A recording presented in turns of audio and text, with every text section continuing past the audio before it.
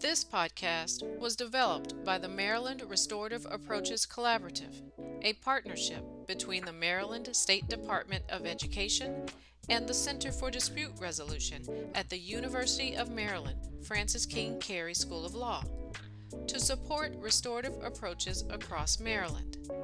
This podcast series, Restorative Approaches, Our Stories, Our Voices, is hosted by Robin McNair.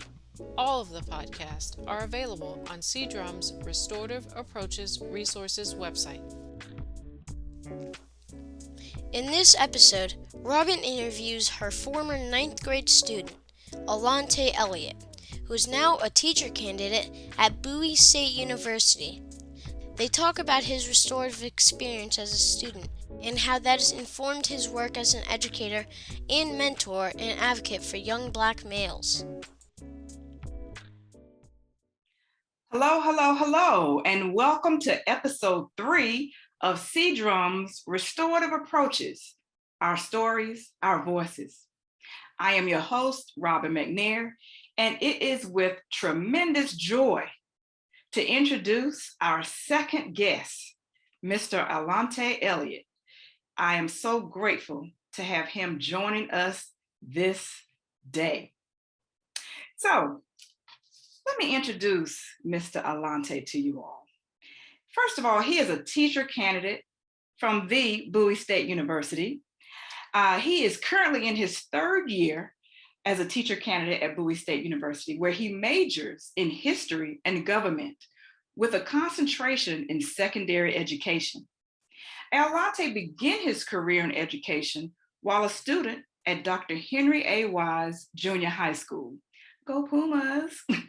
Serving as the president of the Prince George's Regional Association of Student Governments.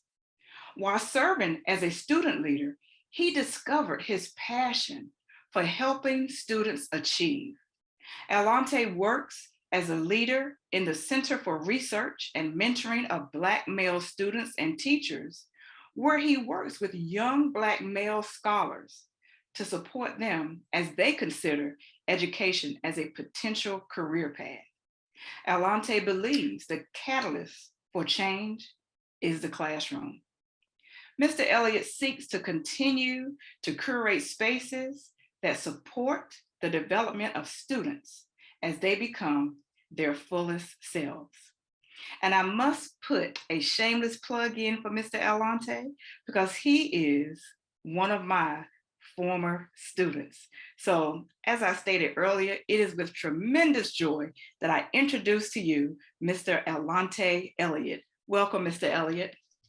Thank you. What a gorgeous and beautiful introduction. Only the best for you. Only the best for you. So, Alante, I know that from the time I met you as this amazing 9th grade student, you have really evolved in this work of restorative practices. And I wanted to have you on specifically to give us a student perspective and how evolving from being a student doing the work of restorative practices, how that has impacted your life today, even as you are going to be moving into the educational realm and being a mentor to other young Black males who are considering education. So just share with us your restorative journey from basically being a student to now being a restorative practices practitioner yourself as a teacher candidate. That was quite the journey. I think like most people that you'll find, most of us encounter a restorative practice in our life way before we're ever formally introduced to it. I would define a restorative practice that I think the world does not give themselves credit for understanding as a chance. When I think about the experiences that I had as a student and the teachers in the classrooms that I felt the safest in and that I felt the fullest in, it was those teachers who gave students a chance to be people first, and that recognized that in us. Mistakes were not mistakes where they were to be disciplined, but it was an opportunity to actually build a stronger foundation for our relationship. I would say the first time I was really shown that was probably the 7th grade. In Mr. Smith's classroom. He was my history teacher. Shameless plug to the history departments everywhere across the world. And Mr. Smith had a classroom where he would allow me to go back and forth with him, an adult. It's crazy. We had these crazy discussions. And even when I would find myself leaning out of the lane, dealing with a out considerably macho man compared to myself, Mr. Smith had these ways of readjusting me. He would push me and then he would readjust me. It never felt like a, stay in your place or shush. It was just an adjustment and then continue. And that was just an iteration. And then actually coming into contact with the Robin McNair at the beautiful Dr. Henry A. Wise Junior High School located in Prince George's County. Where you're seeing it in action. And then I felt that similar feeling again, where even in Ms. McNair's class, I was never shut down or silenced. I felt safe and I was always readjusted. And then to put the terminology to it and the background to it, before you know it, you look up. And in every relationship that you have from the moment that you encounter it, you fall in love with it and you make sure in your relationships that you can do just that.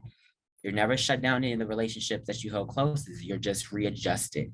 And that's pretty much how I fell in love with it all and came in contact. I think that was a nice way. Wow. Okay. So you said that once you come in contact, or once you came in contact with restorative practices, it started to show up in your other relationships. Can you kind of elaborate on what you mean by showing up in your other relationships? Absolutely. So as an adult now, see, I was pretty young when I first came into contact. One thing that me and my, RJP mentor always are talking about is how we use this language, especially in our day to day. And in case, again, you looked over it, Miss McNair is my mentor in this. The language that we use when describing it is so important because it's so new for so many. So it's very important that when, praising it, that you refer to it appropriately. And one thing that I've worked toward being more in my life is a restorative being. Taking an approach outside of it being just a practice and in becoming a restorative being, you embody it in every space in your life and you look forward. You look to have those relationships where you feel safe, where you feel comfortable and you feel seen. And that experience is what you fall in love with. Like I said, in Miss McNair's classroom was one of the first few times I felt safe, I felt heard, valued, and seen. And I had that relationship in Mr. Smith's class. And before you know it, I don't just want that for the couple of hours I'm in school every day. I want that from my friends. And I'm looking for it from my mom. And I want it from everybody. And that becomes my standard of relationships for the rest of your life. And it just kind of, you watch it happen in your own. I have students of my own, and watching it happen in them after getting it from me, you just listen for it. It'll come back like, I was having a bad day, Mr. Elliott, and this teacher didn't ask how I was doing. And you'll just hear little things like that that really make a difference for them. And then it just turns over. Yeah, yeah. And you just shared, some of what you've experienced just with how you have gone into the classroom to do your practicum work, and you have been restorative with the young children that you're, in contact with. What I can say is that even in doing that as a teacher candidate, doing your practicum work, you have influenced veteran teachers. And you have had a teacher like not contact you, but be in conversation with you around, well, wow, what is that you're doing? Can you kind of share how you have been able to now become a mentor yourself in this work to a veteran educator?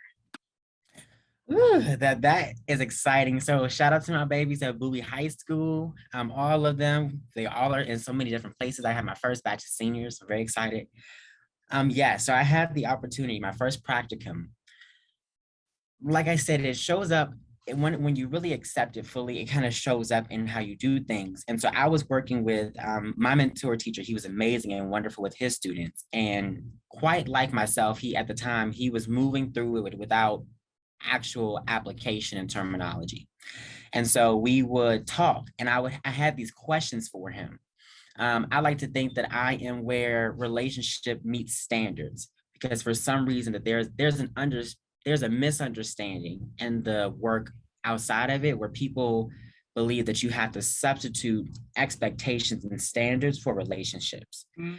And that was a balance that my mentor teacher and I had a different opinion on. And so coming into the classroom, I came in during quarter number 3 for them, which is the middle of their school year. So they were without me for the beginning.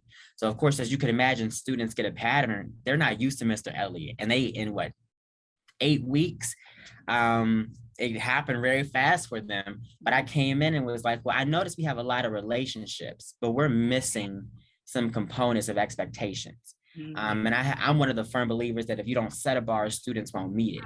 But there's relationship that funnels that. And we coming in, he gave me the space to make some changes. And before you knew it, he watched the transformation happen in the students.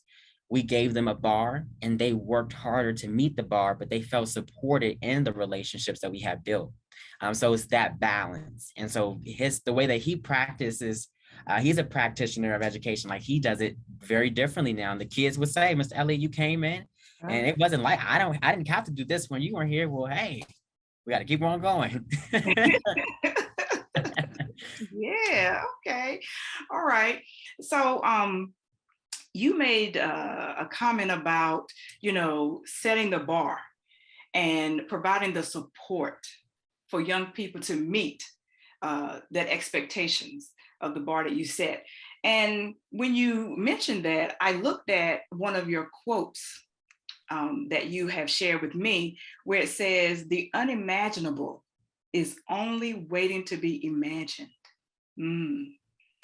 And if you could just share how your quote, or maybe how restorative practices aligns with that quote. That quote to me is, I'm very big on achievement. I'm very big on living or thinking beyond your measurable means. I'm really huge on that. And I'm always pushing for that. The moment that one of my students feels like they get something, I'm congratulating them, but at the same time, I'm pointing out what I think they might be needing to work towards next. But advice has no meaning or value if there is no relationship, because you have to value the source of that advice in order to value the information that you're getting. It's literally the theory of when we say, peer-to-peer interactions are oftentimes more effective for students than peer to adult, simply because the relationship is different. And it gets to a point in students' lives where they begin to value, as we all know with peer pressure, they begin to value the source of negative information or positive from their peers more than they do from adults. And so without that relationship there, those goals that I'm setting for them, those expectations that I have for them, if they don't value the source being me, if we haven't built that foundation and established that relationship being me, then none of the information that I'm giving them means anything. And so restorative practices is us setting that foundation and still applying the structure, because they can begin to trust the source. And that relationship is what builds our classroom. It's how you watch students go from you get your D coming in students. By the time they leave, you're looking at a 3.0 baby, just in the dust. No one noticed it. But because there were no relationships, that baby didn't feel safe coming out. Or that child, my babies are grown, I can't call them babies anymore. I love y'all. Well, Monte, you're gonna always be my baby. I welcome it. Yeah, well, we're almost at our time. As Maryland is moving towards, being a more restorative space for young people, and, implementing restorative approaches within our school districts, what is the one thing you would like to leave with people today about restorative practices? Do not compromise the expectations for the relationship. Expectations are a form of being valued in themselves. That lets a student know that you care enough to push them. Again, I love to use my lived experiences, as one of my good mentors, Dr. Parker, would always say. My mama used to always say to me, I can have a friend who does the exact same thing, and I'll come home and say, well, his mama didn't do this to him. And she would say to me, I'm not his mama. And we all would hear those kind of things. And you just wonder why. Why is his bar different than my bar? My mother was telling me in a way of loving me that I value you to set your bar this high. So this is your bar. And that's the same mentality that restorative practices continuously instills, relationship through expectation. Wow, I love that. Relationships through expectations. So powerful. Yes. All right. So I want to thank you so much for spending your precious time with me on C-Drum, Restorative Approaches, Our Stories, Our Voices. Mr. Elliott, thank you. Thank you so much just for sharing your story and your voice. And until next time, be well. We hope you enjoyed this episode. This podcast, copyright 2023, by the Center for Dispute Resolution at the University of Maryland Carey School of Law, is licensed for sharing under the Creative Commons Attribution, Non-Commercial, No Derivatives license. For more information about the Creative Commons license, please visit creativecommons.org. All of the podcasts in this series are available on our Restorative Approaches Resources website, cdrum.org.